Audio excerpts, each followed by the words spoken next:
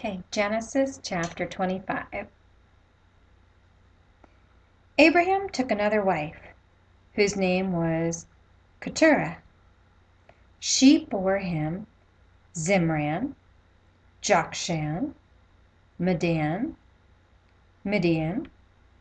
Ishbak, and Shua. Jokshan was the father of Sheba and Dedan. The descendants of Dedan were the Asherites, the Letushites, and the Leumites. The sons of Midian were Ephah, Epher, Hanok, Abidah, and Eldah. All these were descendants of Keturah. Abraham left everything he owned to Isaac, but while he was still living, he gave gifts to the sons of his concubines and sent them away from his son Isaac to the land of the east. Okay. So Abraham got another wife after Sarah died, and we hear about all the kids she had and their descendants. And then it said Abraham left everything he owned to Isaac as an inheritance, so that when he died, everything would go to Isaac. But before he died, it says in verse 6, but while he was still living, he gave gifts to the sons of his concubines and sent them away from his son Isaac to the land of the east. So he had concubines, like a king. Interesting.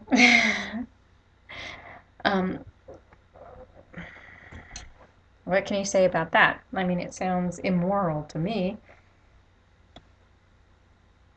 But we know Abraham appeared to be a righteous man.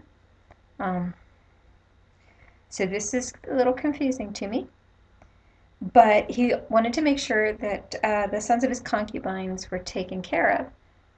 And so instead of leaving an inheritance to them, he gave to them before he died. Happens here. My uncle gave me a boat before he passed away. So then when he passed away, I didn't get any of the inheritance, but I already received my inheritance before he died. And I guess that was his way of making sure that I got it, because I'm not his daughter, I'm his niece. And maybe he thought somebody might contest that. So this way he prevented that from happening. So who knows, maybe that was the same instance here. Maybe that was the same situation here. Abraham wanted to make sure his concubine sons, who were his sons, were taken care of. But he sent them away from his son Isaac. He didn't want Isaac's descendants and his concubine's descendants to be together, to mix. Verse 7, altogether Abraham lived 175 years. Then Abraham breathed his last and died at a good old age, an old man and full of years. And he was gathered to his people.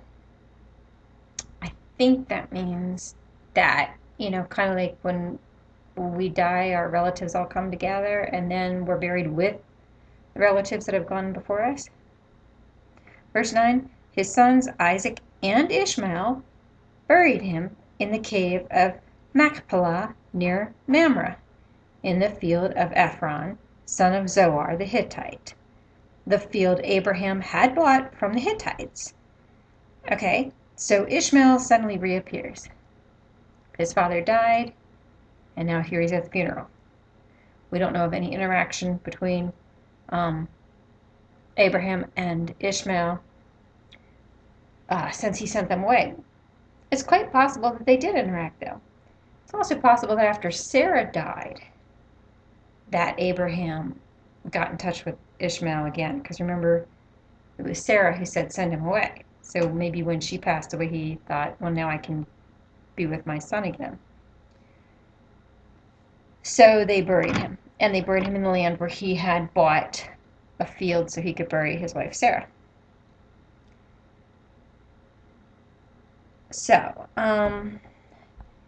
In verse 10 it says, there Abraham was buried with his wife, Sarah. After Abraham's death, God blessed his son Isaac, who then lived near Ber Lahai Roi. Verse 12. This is the account of Abraham's son Ishmael, whom Sarah's maidservant Hagar the Egyptian bore to Abraham. Okay, so now we're going to find out what happened to Ishmael. This is the account. Verse 13. These are the names of the sons of Ishmael, listed in the order of their birth. Nebaioth, the firstborn of Ishmael, Kedar, Adbel, Mibsam, Mishma, Duma, Massa, Hadad, Tema, Jetur, Naphish, and Kedemah. These were the sons of Ishmael, and these are the names of the 12 tribal rulers according to their settlements and camps. I find that really interesting because there's 12 tribes of Israel as well. Verse 17. Altogether, Ishmael lived 137 years. He breathed his last and died, and he was gathered to his people. Verse 18. His descendants settled in the area from Havilah to Shur, near the border of Egypt, as you go toward Ashur. And they lived in hostility towards all their brothers. Verse 19. This is the account of Abraham's son Isaac. Okay, so now we're going to hear about what happened with Isaac. Abraham became the father of Isaac, and Isaac was 40 years old when he married Rebekah, daughter of Bethuel, the Aramean from Padan Aram, and sister of Laban, the Aramean. Remember how the servant went and got Rebekah and brought her back. Verse 21. Isaac prayed to the Lord on behalf of his wife, because she was barren. The Lord answered his prayer, and his wife Rebekah became pregnant. The babies jostled each other within her, and she said, "Why is this happening to me?" So she went to inquire of the Lord. Okay, she went to inquire of the Lord.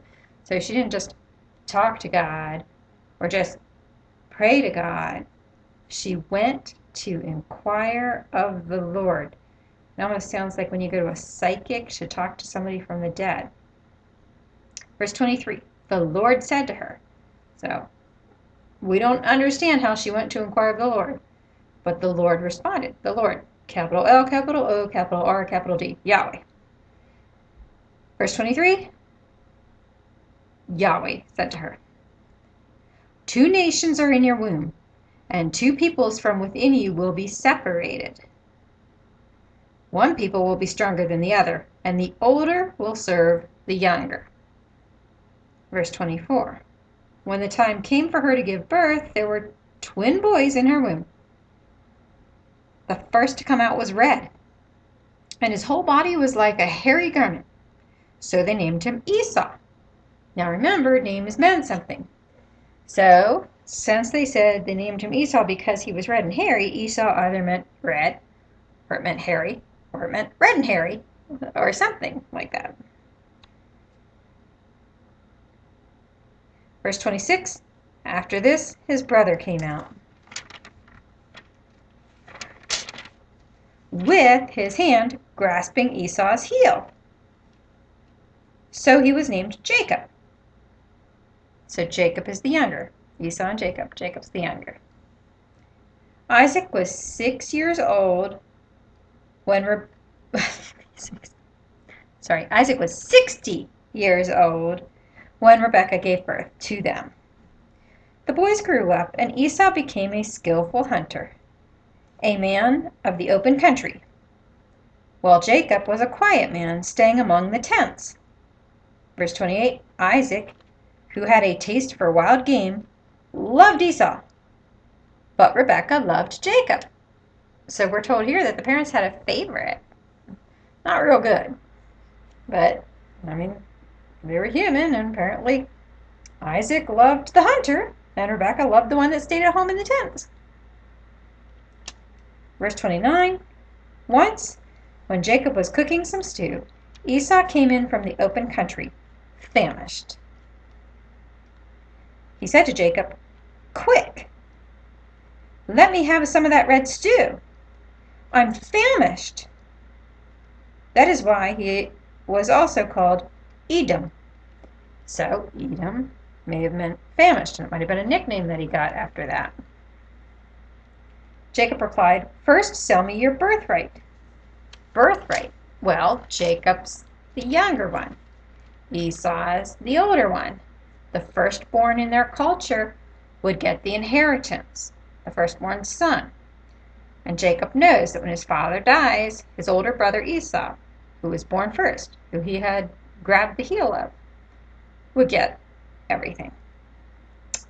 So Jacob says, "First sell me your birthright." Well, that would be insane. All for a bowl of soup? Verse 32, "Look, I am about to die," Esau said. "What good is the birthright to me?" Meaning, if I die, I won't get anything anyway. But Jacob said, "Swear to me first." So he swore an oath to him, selling his birthright to Jacob. All for what now? Red stew. Wow. So either he was that hungry that he thought he was going to die, in which case he should be pretty mad at Jacob that Jacob's taking advantage of the situation, or he's just like a young kid who, when you say you can have this one chocolate bar today or you can have two of them tomorrow, most kids would take that one chocolate bar today, whereas a more mature person who likes chocolate might say, "I'll wait till tomorrow, that way I get two." Okay, so Esau was just really wanted it right then and there, and he didn't care what it cost, or he didn't think the oath would stick. Maybe he thought, since there's nobody around, it's not going to mean anything. Who knows? Maybe he thought his dad would still leave him everything. He sounds maybe a little spoiled to me. Used to getting anything he wanted. And he may have been, being that he was the firstborn and that we know his father Isaac favored him.